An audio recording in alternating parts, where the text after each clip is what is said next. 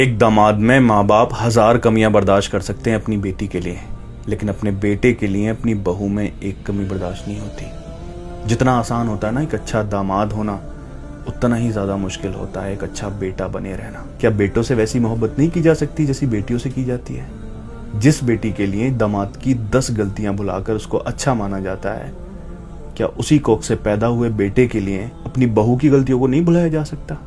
बात बिल्कुल सही है कि बेटियां पराई हो जाती हैं, दूसरे घर चली जाती हैं। खुदा सब बेटियों के नसीब अच्छे करे, लेकिन अगर उसको अच्छा परिवार मिलता है तो अगर उसके सर दर्द भी है ना तो 10 लोग होते हैं पूछने वाले और उसको चाय बना कर देंगे, उसको आराम दे देंगे।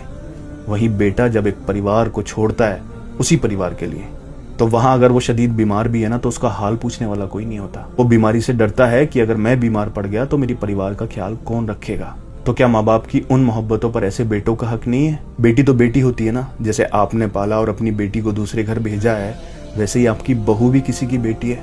क्या उसके माँ बाप ने उसको नहीं पाला? प्रॉब्लम होती है अंधी मोहब्बत में। जब हमें किसी से अंधी मोहब्बत हो जाती है तो फिर हमारे हाथ से वो इंसाफ का तराजू छीन लेती है। हम फिर रिश्तों में इंसाफ नहीं कर पाते, क्योंकि जिससे अंधी मोहब्बत है वो 1000 गलतियां भी करेगा तो हमारे लिए सही रहेगा, और जिसे हम अच्छा नहीं मानते, जो हमारी नजरों में सही नहीं है, वो अगर फरिश्ता बनकर भी आ जाए तो वो गलत ही रहेगा। दामाद को बिल्कुल इज्जत मिलनी चाहिए, बहुत प्यार भी मिलना चाहिए, क्योंकि आपकी बेटी उसके घर गई है, वो आपके परिवार का हिस्सा है। लेकिन जिस तरह से वो आपके परिवार का हिस्सा है, आपकी बहू भी आपके परिवार का हिस्सा है। उसको भी उतना ही प्यार और इज्जत मिलनी चाहिए। शायद अंधी मोहब्बत हमारे हाथ से इंसाफ का तराजू छीन सकती है, लेकिन खुदा के हाथ में इंसाफ का तराजू है।